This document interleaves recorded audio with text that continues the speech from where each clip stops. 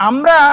বর্তমান সংসদে বা বর্তমান সরকারে একজন ভারপ্রাপ্ত প্রধানমন্ত্রী পেয়েছি, যে প্রধানমন্ত্রী পাশে বসে থাকেন, একজন ভারপ্রাপ্ত প্রধানমন্ত্রী থাকেন, তিনি তার পক্ষ থেকে কথা বলেন যেই জিনিসটা গত 16 বছর ধরে ভারপ্রাপ্ত সেক্রেটারি জেনারেল, ভারপ্রাপ্ত চেয়ারম্যান এবং বিএনপি যে দীর্ঘদিন ধরে বিএনপি যে ভারপ্রাপ্ত সেক্রেটারি ভারপ্রাপ্ত চেয়ারম্যান দিয়ে পরিচালিত হতে হতে শেষ পর্যন্ত এসে এখন সরকারটাও ভারপ্রাপ্ত প্রধানমন্ত্রী দিয়ে পরিচালিত হচ্ছে। আমি পার্লামেন্টে যখন জুলাই সনদের কথা ছিল, এই যে পাচ্ছি আমরা, এটার কারণ হচ্ছে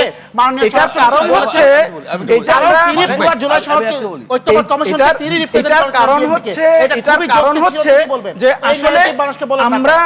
প্রধানমন্ত্রী হিসাবে ওনার যে বাংলাদেশকে নিয়ে যেই রকমের স্টাডি থাকা দরকার, হোমওয়ার্ক থাকা দরকার, সেটা নাই দেখে তিনি সেই কনফিডেন্সটা পান না। সেই কনফিডেন্সটা নাই দেখে আরেকজন ওনার পক্ষ থেকে বলেন, যেটা আমরা ডিজার্ভ করি না, বাংলাদেশ জাতি হিসাবে আমরা এটা ডিজার্ভ করি না।